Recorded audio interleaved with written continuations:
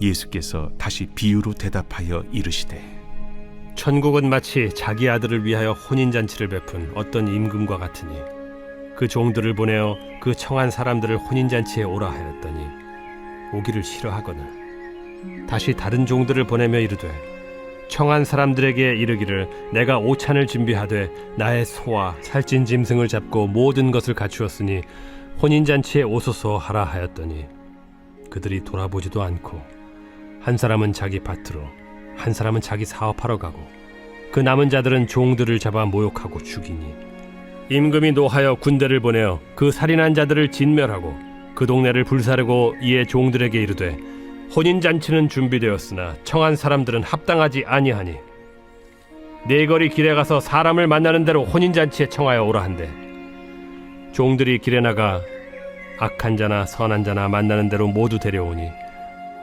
혼인잔치에 손님들이 가득한지라 임금이 손님들을 보러 들어올새 거기서 예복을 입지 않은 한 사람을 보고 이르되 친구여 어찌하여 예복을 입지 않고 여기 들어왔느냐 하니 그가 아무 말도 못하거늘 임금이 사환들에게 말하되 그 손발을 묶고 바깥 어두운 데 내던지라 거기서 슬피 울며 이를 가게 되리라 하니라.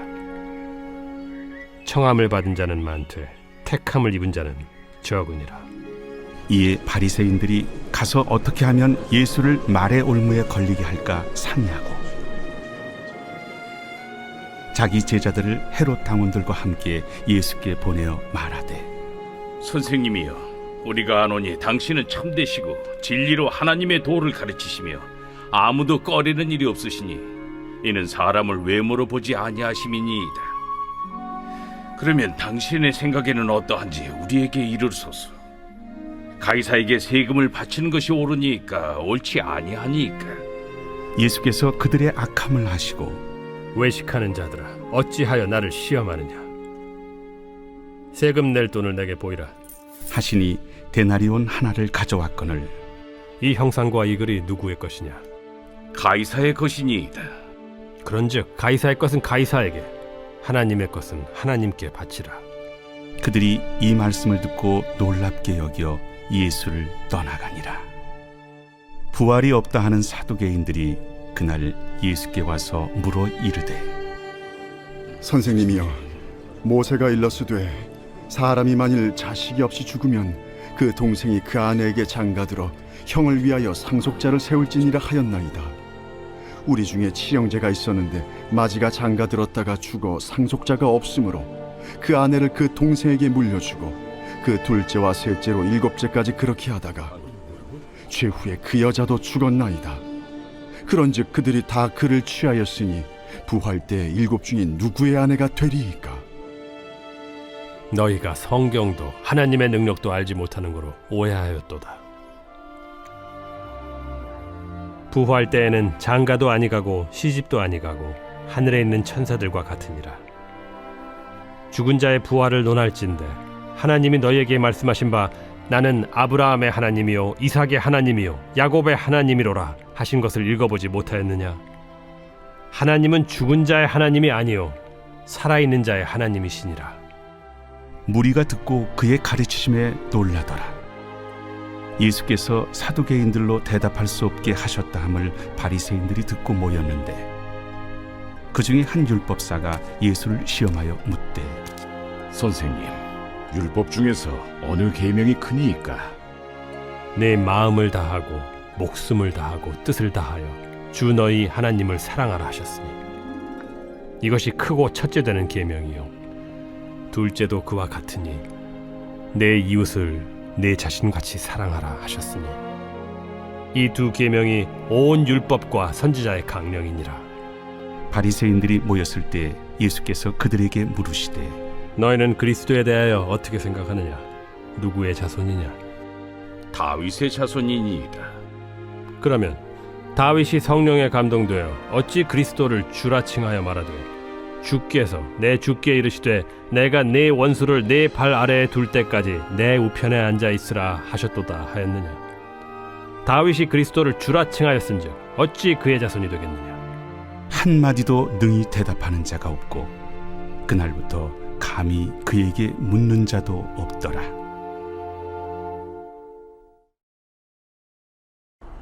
사랑하는 여의도 순복음 분당교회 성도 여러분, 유치부 한유진 전도사입니다. 오늘 하루도 평안히 잘 지내셨습니까? 오늘은 마태복음 22장 말씀으로 함께 은혜 나누시겠습니다. 오늘 본문 23절부터는 사두개인들이 예수님께 나와 질문하는 것으로 시작이 됩니다. 질문의 내용은 이렇습니다. 누가 칠형제가 있었는데 첫째가 자식이 없어 죽어 둘째가 그 여자를 아내로 취하고 또 둘째도 자식이 없어 죽어 셋째가 그 여자를 아내로 취하고 그렇게 일곱째까지 이어지다가 모두 죽었는데 나중에 부활 때 그 여자는 누구의 아내가 될 것이냐는 것입니다. 이것은 신명기 25장 5절부터 10절에 근거한 질문인데요. 사람이 자식이 없이 죽으면 그 동생이 형의 아내에게 장가들어서 자식을 낳고 그 자식을 형의 상속자로 세우는 계대 결혼법에 근거한 것입니다. 그런데 예수님께 질문하고 있는 이 사두개인들을 통해 죽어있는 신앙의 특징을 보게 됩니다. 죽어있는 신앙의 특징은 무엇입니까? 첫째, 논쟁을 위한 논쟁을 합니다. 진리를 바로 알고자 하는 논쟁이 아닙니다. 말 그대로 논쟁을 위한 논쟁입니다. 질문의 형식을 빌렸지만 궁금해서 질문한 것이 아니라 논쟁거리를 만들어 예수님을 곤란하게 하려는 것입니다. 논쟁이 많은 곳에는 생명력이 없습니다. 논쟁이 아니라 은혜가 흘러야 하는 것입니다. 교회에서 사람의 말이 많으면 교회의 생명력을 잃어갑니다. 필요한 것을 논의하고 나누는 것이 필요합니다. 그러나 그보다 더 먼저는 기도해야 합니다. 둘째, 죽어있는 신앙의 특징은 깨달음이 없습니다. 29절에서 30절 말씀에 주님께서 말씀하십니다. 예수님께서 대답하여 이르시되 너희가 성경도 하나님의 능력도 알지 못하는 고로 오해할도다.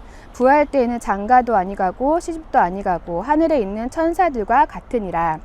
예수님께서는 부활이 없다고 생각하는 사두개인들에게 그들이 생각하는 부활의 곤란한 상황은 있지 않을 것이라고 말씀하십니다. 그들이 오해했다는 것입니다. 그리고 그들의 오해는 성경도 하나님의 능력도 알지 못하는 무지 때문이라고 말씀하십니다. 그들은 하나님의 능력을 알지 못했습니다. 사두개인들은 인간적으로 생각하는 부활은 불합리하다고 생각했습니다. 그러나 부활체는 사람이 생각하는 그런 모습이 아니라고 말씀하십니다. 부활 때에는 사람이 생각하는 제도와 육신의 모습이 아닌 영화로운 모습으로 변화된다고 말씀하십니다. 죽은 자의 부활은 하나님의 능력으로 일어나는 것입니다. 하나님의 능력으로는 능치 못할 일이 없습니다. 이들은 하나님의 능력에 대한 깨달음이 없는 것입니다. 사두개인들은 성경도 알지 못했습니다. 아마 예수님께 질문한 사람들은 사두개파의 서기관들이었을 것입니다. 성경 해석의 전문가들입니다. 그러나 깨달음이 없었던 것입니다.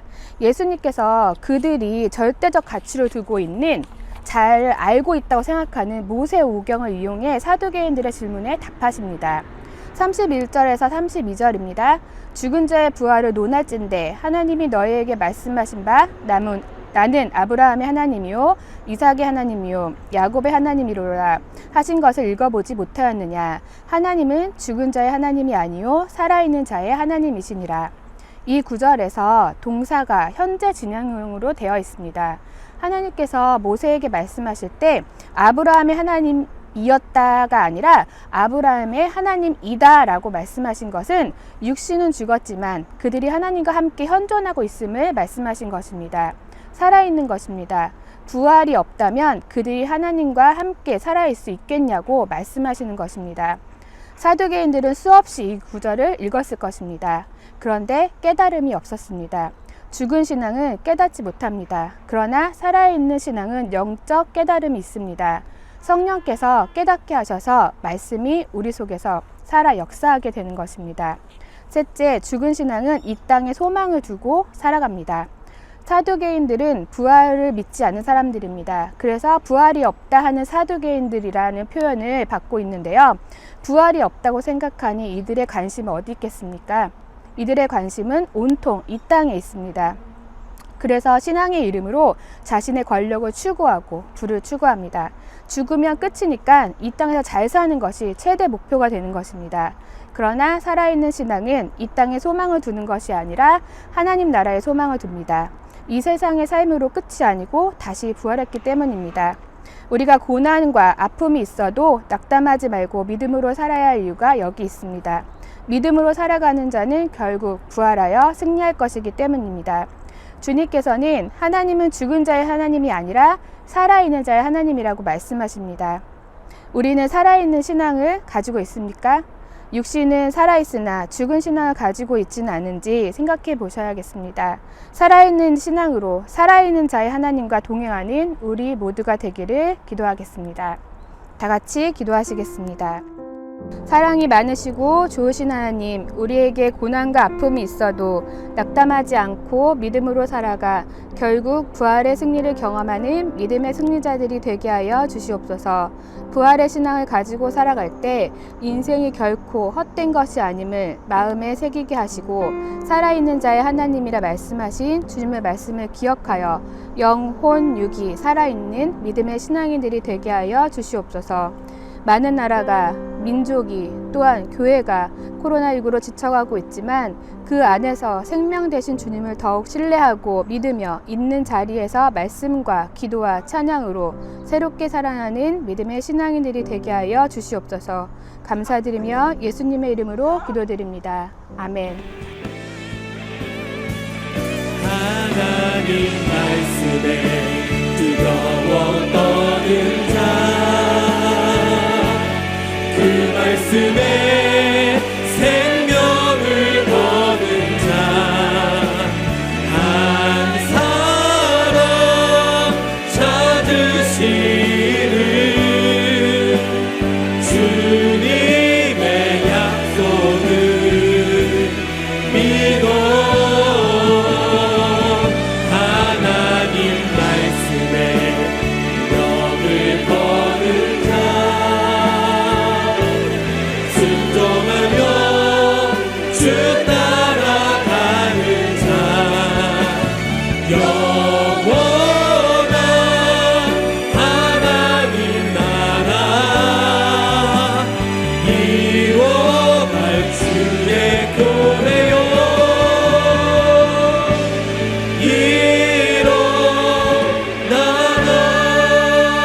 일어나라. 우리 한번 처음부터 함께 고백합시다. 말씀 앞에서 경외함으로 주께 홀로 섭니다. 생명의 말씀 읽고 순종해 주를 예배합니다. 한 번 더 말씀 앞에서 경외함으로 주께 홀로 섭니다. 생명의 말씀 읽고 순종해 주를 예배합니다. 기록된 말씀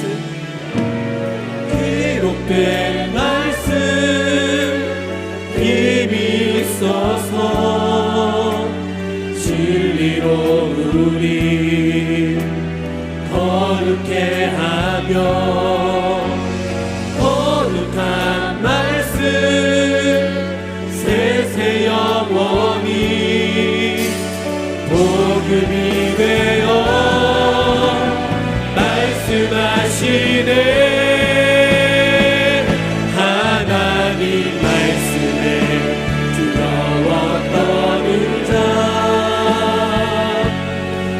말씀에 생명을 거는 자, 한 사람 찾으시는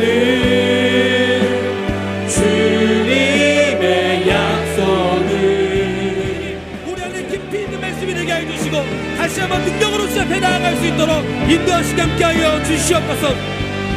아멘. 찬양하라.